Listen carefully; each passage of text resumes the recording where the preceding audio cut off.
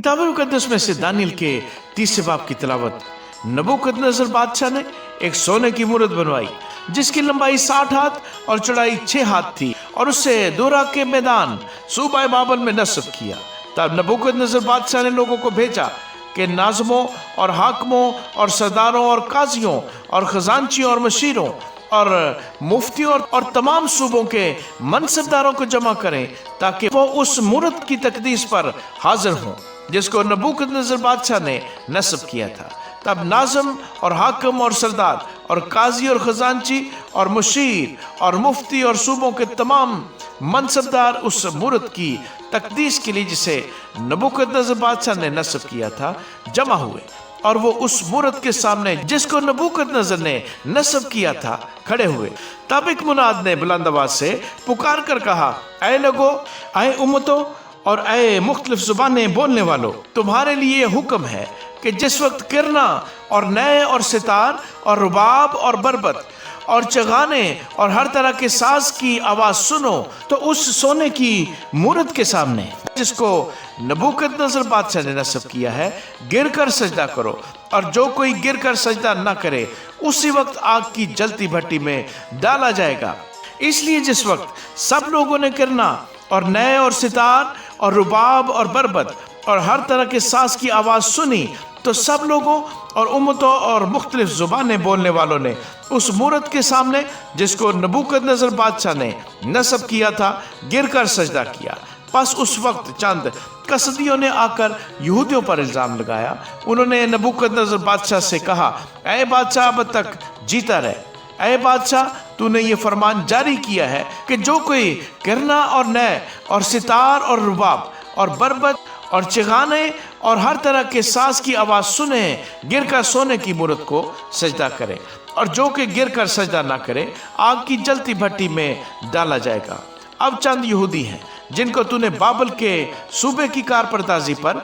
मुइन किया है, यानी सदरक और मिसक और अबनजू। इन आदमियों ने ऐ बादशाह तेरी ताज़ीम नहीं की, वो तेरे माबूदों की इबादत नहीं करते और उस सोने की मूरत को जिसे तूने नस्ब किया सजदा नहीं करते। तब नबूकदनेस्सर ने कहरो गजब से हुक्म किया कि सदरक और मिसक और अबनजू को हाजिर करें, और उन्होंने उन आदमियों को बादशाह के हजूर हाजिर किया। नबूकदनेस्सर ने उनसे कहा, ऐ सदरक और मिसक और अबनजू, क्या ये सच है कि तुम मेरे माबूदों की इबादत नहीं करते हो और उस सोने की मूरत को जिसे मैंने नस्ब किया सजदा नहीं करते? अब अगर तुम मुस्तैद रहो कि जिस वक्त किरना और नए और सितार और रुबाब और बरबत और चगाने और हर तरह के साज की आवाज सुनो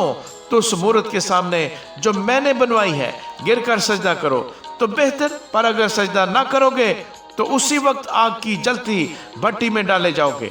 और कौन सा माबूद तुमको मेरे हाथ से छुड़ाएगा? सदरक और मिसक और अबनजू ने बादशाह से अर्ज की कि ऐ नबूकदनेस्सर, इस अमर में हम तुझे जवाब देना जरूरी नहीं समझते। देख, हमारा खुदा जिसकी हम इबादत करते हैं हमको आग की जलती भट्टी से छुड़ाने की कुदरत रखता है, और ऐ बादशाह वही हमको तेरे हाथ से छुड़ाएगा, और नहीं तो ऐ बादशाह तुझे मालूम हो कि हम तेरे माबूदों की इबादत नहीं करेंगे और उस सोने की मूरत को जो तूने नस्ब की है सजदा नहीं करेंगे। तब नबूकदनेस्सर कहर से भर गया और उसके चेहरे का रंग सदरक और मिसक और अबनजू पर मुबदिल हुआ, और उसने हुक्म दिया कि भट्टी की आंच मामूल से 7 गुना ज्यादा करें। और उसने अपने लश्कर के चंद जोरावर पहलवानों को हुक्म किया कि सदरक और मिसक और अबनजू को बांधकर आग की जलती भट्टी में डाल दें। तब ये मर्द अपने जेरे जामों, कमीजों और अमामों समेत बांधे गए और आग की जलती भट्टी में फेंक दिए गए।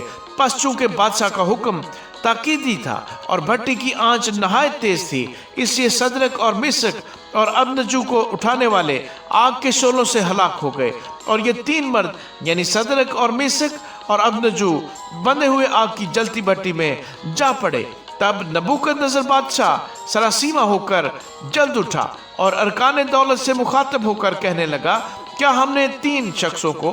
बंधवा कर आग में नहीं डलवाया? उन्होंने जवाब दिया कि बादशाह ने सच फरमाया है। उसने कहा, देखो, मैं 4 शख्स आग में खुले फिरते देखता हूँ और उनको कुछ जरर नहीं पहुँचा, और चौथे की सूरत इलाज़ादा की सी है।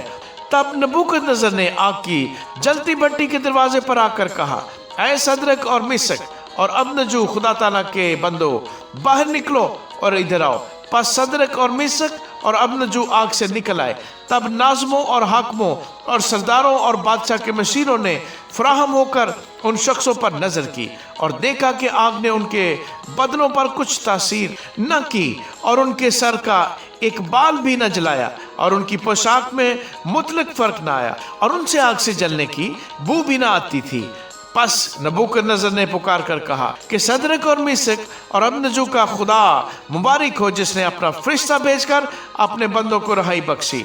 जिन्होंने उस पर तवक्कल करके बादशाह के हुक्म को टाल दिया और अपने बदनों को निसार किया कि अपने खुदा के सिवा किसी दूसरे माबूद की इबादत और बंदगी ना करें। इसलिए मैं ये फरमान जारी करता हूँ कि जो कौम या उम्मत या अहले लुगत सदरक और मिसक और अबनजू के खुदा के हक में कोई नामुनासिब बात कहें, उनके टुकड़े टुकड़े किए जाएंगे और उनके घर मजबला हो जाएंगे, क्योंकि कोई दूसरा माबूद नहीं जो इस तरह रहाई दे सके। फिर बादशाह ने सदरक और मिसक और अबनजू को सूबा बाबल में सरफराज किया।